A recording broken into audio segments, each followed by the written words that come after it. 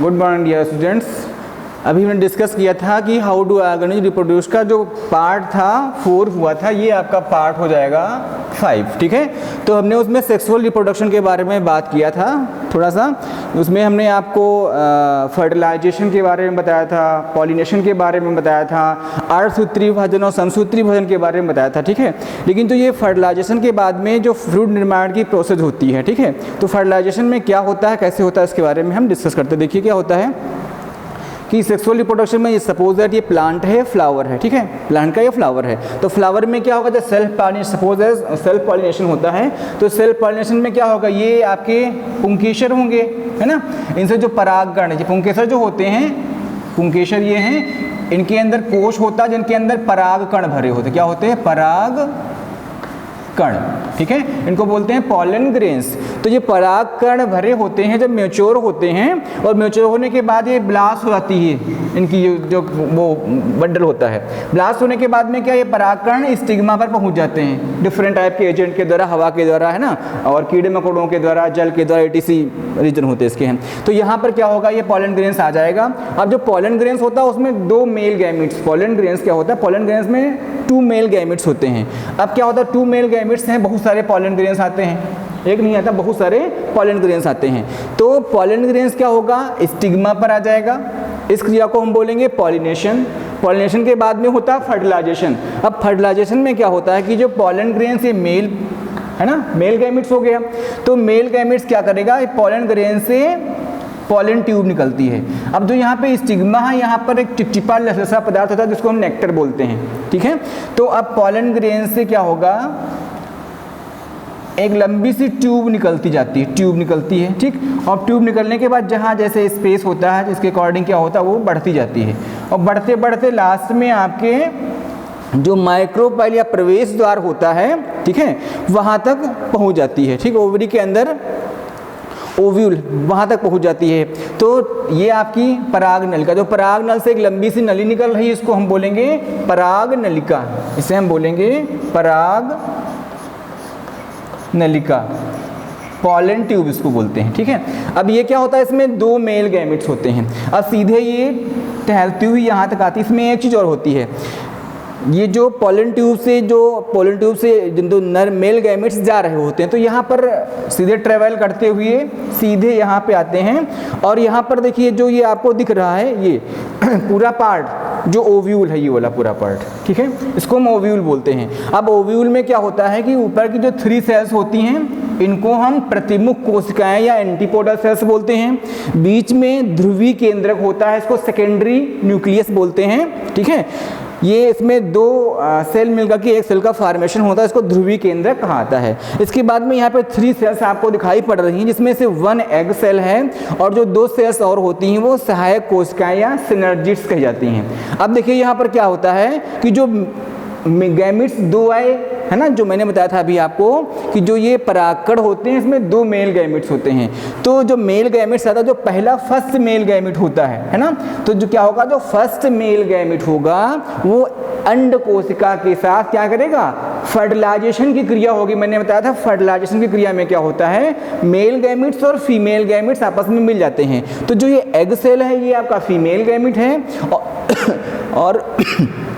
और जो परागकण से जो आप परागकण में आपका जो मेल गैमेट आया था वो तो मेल गैमेट है ही है, ठीक है। तो ये फीमेल गैमेट और मेल गैमेट आपस में मिलते हैं, तो क्या होता है, जायगोट का फॉर्मेशन होता है, इसको बोलते हैं हम ट्रू फर्टिलाइजेशन, ठीक है। देखिए क्या है, male gametes, first male gamete क्या करता है, फीमेल गैमेट से मिलता है, तो जायगोट का फॉर्मेशन होता है। अब देखो यहाँ पे 2n एक कोशिका का निर्माण हो गया, ठीक है। यहाँ पे मेल गैमेट में हमने बताया था मियोसिस डिवीजन होता है, ठीक है।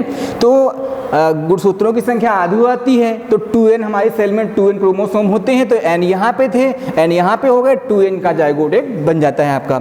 इसके बाद में जो हमारा सेकेंडरी न्यूक्लियस होता है, जो सेकेंडरी मेल गैमेट आपका होता है, वो क्या करता है, सेकेंडरी न्यूक्लियस से, ठीक है, जो ये आपका पोलर ध्रुवी केंद्रक हैं, इनके साथ में क्या करता है, इनके साथ मिलता जा करके है। तो मेल गैमेट सेकेंडरी, अब देखो जो सेकेंडरी न्यूक्लियस होता है हमारा उसमें 2n, ठीक है, उसमें क्या होता है 2n गुणसूत्र होते हैं उसमें पहले से ही। तो 2n सेकेंडरी न्यूक्लियस जो 2n का बना हुआ है और 1n हमारा मेल गैमेट है, तो क्या होगा एक प्राइमरी इंडोस्पर्म का फॉर्मेशन हो जाता है जिसको हम प्राथमिक भ्रूण पोष कहते हैं, ठीक है। और ये कैसा होता है, ये 3n होता है आपका, ठीक है। तो यहाँ पर first male gamete egg cell से बनेगा, क्या बनाएंगे हम, जायगोट का फॉर्मेशन हो जाएगा। जो सेकेंडरी न्यूक्लियस हमारा होता है, ठीक है, वो क्या होता है हमारे ध्रुवीय केंद्रक के साथ फर्टाइल करता है, तो क्या होता है प्राइमरी इंडोस्पर्म का फॉर्मेशन हो जाता है जिसको हम प्राथमिक भ्रूणकोष कहते हैं। और ये जो भ्रूणकोष होता है 3n वाला हमारा होता है, ठीक।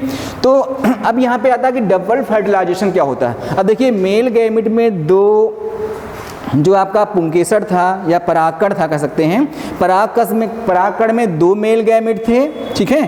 तो फर्स्ट मेल गैमेट ने एग सेल के साथ फर्टिलाइजेशन किया, जायगोट बन गया।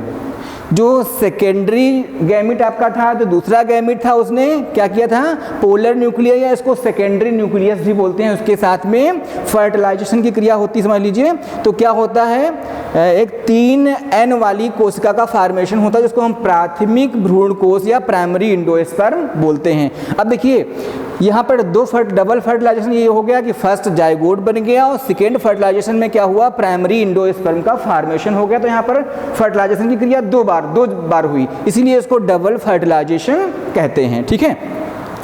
तो जो जब जायगोट बनता है तो उसे हम सत्य निषेचन बोलते हैं, ट्रू फर्टिलाइजेशन। और जो ट्रफल फ्यूजन होता है जिसमें 2n वाली एक कोशिका एक n वाली कोशिका के साथ संलयित होती है, जिसको हम त्रिशमेकन या ट्रिपल फर्टिलाइजेशन या ट्रिपल फ्यूजन के नाम से जानते हैं। तो इस प्रकार से अब देखो क्या हुआ कि जो ये प्राथमिक भ्रूणपोष का निर्माण होता है, तो जो प्राथमिक भ्रूणपोष होता है तो जायगोट का फॉर्मेशन हमारा हो गया।